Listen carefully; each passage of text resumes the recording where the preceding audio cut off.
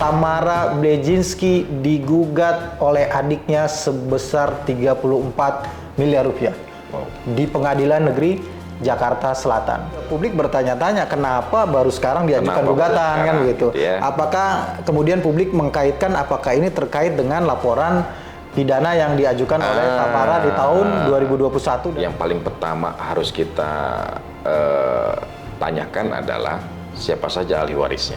Karena mungkin ada hal yang belum clear, yang belum jelas terkait dengan masalah ahli waris dan pembagiannya. Apakah si A adik saya atau bukan, atau si B adik saya atau bukan, tinggal nanti dibuktikan dalam proses persidangan, kira-kira gitu.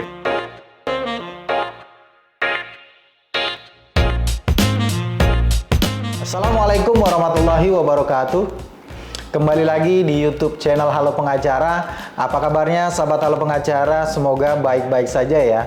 Dan pada kesempatan kali ini kembali Halo Pengacara akan memberikan ulasan dan juga sekaligus informasi terkait dengan isu hukum yang sedang viral di masyarakat, yang saat ini menjadi perbincangan hangat baik di media massa maupun di media sosial.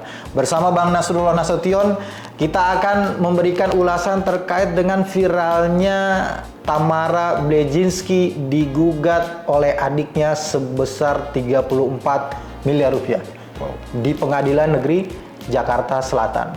Ini terkait dengan katanya ada dugaan wan prestasi yang dilakukan oleh Tamara Blezinski pada masa 21 tahun yang lalu.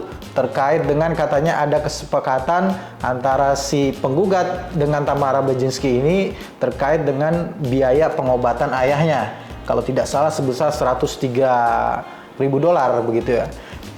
Penggugat menggugat Tamara Blezinski dengan gugatan kerugian material sebanyak 4 miliar dan juga kerugian imaterial sebanyak 30 miliar rupiah. Nah, Bang Nasrullah mengamati nggak terkait dengan viralnya Tamara Blezinski ya digugat oleh adiknya ini ya? Karena kan kalau kita melihat latar belakang perkara sebelum adanya gugatan ini, ternyata mereka sudah ada pelaporan gitu dari pihak Tamara, sudah melakukan pelaporan di Desember 2021 itu terkait adanya dugaan penguasaan atau penggelapan aset milik ayahnya Tamara Blezinski ya, yang ada di puncak gitu. Ada yang menyebutnya dengan hotel gitu ya. Kemudian dilakukan pelaporan dan 3 orang dilaporkan di Polda Jabar, Jawa Barat itu. Yang katanya kalau Pak polisinya dari Kabid Humasnya bilang bahwa yang dilaporkan itu masih ada hubungan keluarga dan FAM-nya sama, katanya begitu. Nah, ini juga yang jadi agak menarik nih adalah ini persoalan katanya persoalan warisan yang harusnya milik Tamara Blezinski, tapi sudah 21 tahun itu tidak dikuasai atau tidak dinikmati oleh Tamara Blezinski. Warisan dari ayahnya begitu. Kalau Bang Nasrul melihat seperti apa, Bang? Terima kasih Bang Heri ya. Kita belajar dari isu publik untuk edukasi masyarakat. Ini kan intinya ada warisan, ada yang diwarisin, ada pewarisnya nih, kira-kira begitu, kira-kira ya. Ada hal yang pernah dibuat komitmen untuk pembiayaan almarhum. Nah, almarhum sendiri ternyata punya warisan gitu ya. Nah, ini yang cukup menarik yang perlu kita explore mungkin ya, tanpa menyudutkan pihak manapun tentunya dalam hal ini. Pertama terkait dengan gugatan wan prestasi di Pengadilan Negeri Jakarta Selatan, Bang Heri ya. Ya, karena dasarnya wan prestasi adalah adanya perjanjian gitu ya, kira-kira ya. Adanya perjanjian berarti ada komitmen yang pernah dibuat baik Tamara dengan penggugat. Kan gitu. Nah, besaran nilainya itu ya terlepas dari yang fantastis tadi, itu urusan penggugat kan, kira-kira begitu. Tapi ada hal yang menurut saya yang pernah dibuat kesepakatan dan sudah jatuh tempo, sudah diingatkan tapi tidak dilakukan pelaksanaan terhadap perjanjian tersebut, sehingga kata akhirnya adalah diajukanlah gugatan. Kira-kira begitu kalau secara umum ya. Tapi kita nggak tahu apakah itu sudah dilakukan ya. Peringatan apa sudah dilakukan. Karena yang menariknya ini sudah 21 tahun yang lalu loh katanya. Artinya juga publik bertanya-tanya kenapa baru sekarang diajukan gugatan kan begitu. Apakah kemudian publik mengkaitkan apakah ini terkait dengan laporan pidana yang diajukan oleh Tamara di tahun 2021 dan 2022 kemarin juga sempat ramai juga begitu. Apakah ini terkait dengan itu? Gitu. Ini juga yang jadi apa? Kalau ada kaitannya pasti saja, itu pasti ada kaitannya. Karena kan para pihaknya, ya mungkin ya para pihaknya hampir sama atau sama lah, kita belum tahu. Tapi kalau dari apa yang disampaikan oleh tadi Humas tadi ya, Kabid Humas Polda Jawa Barat, memiliki paham yang sama. Paham yang sama apakah karena Blazinski-nya itu sama, sehingga itu menjadi jadi kesimpulan dari Kabid Humas. Tapi yang menarik Bang, kalau kita bicara memang waris tadi ya, memang yang paling pertama harus kita tanyakan adalah siapa saja ahli warisnya. Kira-kira begitu. Nah, untuk menentukan siapa saja ahli warisnya tentunya ada prosesnya, kan gitu ya. Kalau yang beragama Islam bisa fatwa waris, pengadilan agama. Kalau misalkan yang non-muslim mungkin penetapan pengadilan atau melalui akte notaris misalkan kayak begitu. Nah, ini mungkin menjadi ujung pangkal daripada persoalan, dugaan kita kira-kira begitu ya.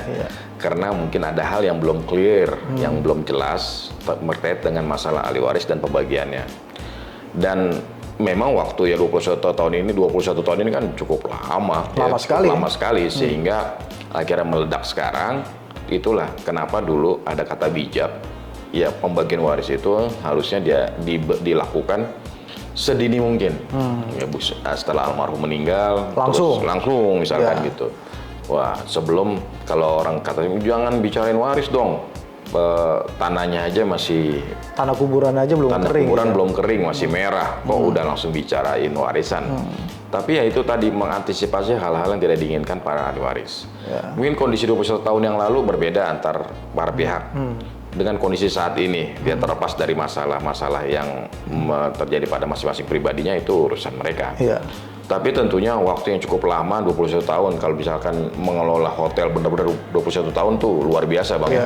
Ya kan? Cukup lama. Terlepas dari apakah itu ada income atau ada pengeluaran segala macam, tapi memang hak masing-masing para pihak harusnya dipenuhi di situ. Nah, persoalannya adalah bagaimana proses pembagiannya? Apakah sudah dilakukan atau sudah ditetapkan? Atau ada wasiat? Nah, apakah ada wasiat tadi kan gitu ya, yang memang dibuat secara langsung oleh pewaris gitu ya kepada ahli waris atau terhadap barang yang akan diwariskan. Ya, ini yang menjadi menarik juga adalah Bang, yang pertama, pewarisnya ini bukan Muslim, bukan Islam gitu. Kalau berdasarkan informasi yang kita terima ya, ayah dari Tamara ini kan non Muslim ya, walaupun meskipun ibunya adalah Muslim gitu ya. Polandia kalau tidak salah Katolik begitu ya. Sementara ibunya Sunda Islam begitu ya. Tamara juga katanya juga mengaku Islam.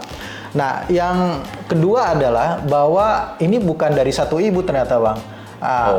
Kalau berdasarkan informasi yang kita baca di media itu, ayahnya Tamara Blazinski itu menikah sebanyak, yang ada informasinya 3 kali gitu ya. Istri pertama, istri kedua, dengan istri ketiga gitu. Yang istri kedua, ini yang penggugat R ini Bang katanya. Anak dari istri yang kedua itu. Nah, kalau yang Tamara Blazinski dan kakak-kakaknya itu dari istri yang ketiga katanya begitu.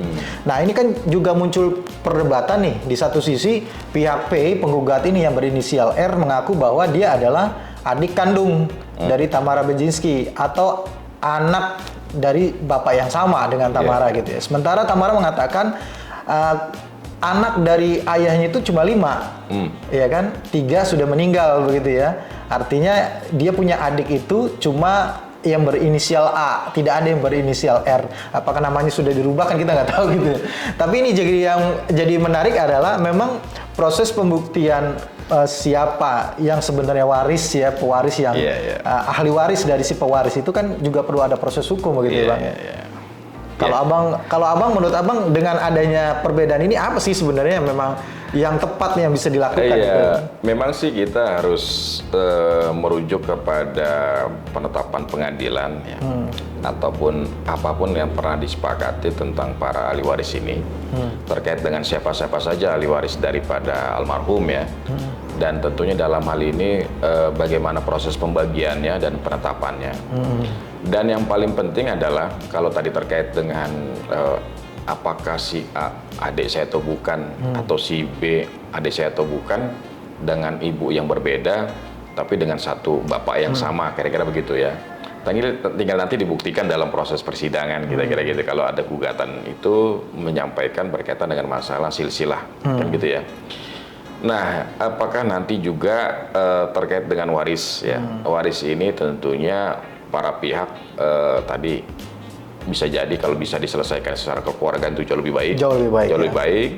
Tapi kalaupun tidak bisa, maka akan ada peradilan yang menanti untuk bagaimana mereka bisa membuktikan mereka adalah ahli waris daripada almarhum. Kira-kira begitu, Bang.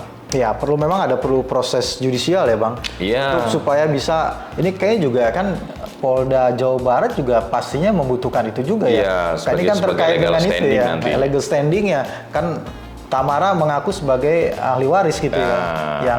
Dan yang menjadi objek itu kan juga adalah harta waris gitu. Waris. Nah, polisi juga pasti akan meminta tuh apakah sudah pernah ada penetapan waris gitu ya. Kalau masih belum ada ya tentunya memang tidak bisa diproses begitu cepat gitu ya. Betul, Bang. Nah, ini juga yang makanya perlu dilakukan adalah ya ini sekali lagi ini kita tidak membicarakan personal dari masing-masing pihak ya. Kita ini sebagai bahan pelajaran edukasi kepada masyarakat bahwa yang pertama ketika memang pewaris meninggal dunia dan meninggalkan harta waris harus segera dilakukan pembagian waris begitu ya. Yang kedua ya untuk menetapkan atau memberikan kepastian hukum kepada ahli waris ya baiknya diajukan penetapan ahli waris atau orang menyebutnya sebagai fatwa waris gitu ya. Baik itu yang bagi yang muslim ke pengadilan agama dan bagi yang non muslim pengadilan negeri begitu ya, Bang. Gitu, itu Bang. cara yang bisa memberikan kepastian hukum, memberikan keadilan dan juga ya artinya tidak menimbulkan sengketa begitu di kemudian hari begitu. Iya, mudah-mudahan. Iya. Makasih Bang atas informasi dan ulasannya pada kesempatan kali ini.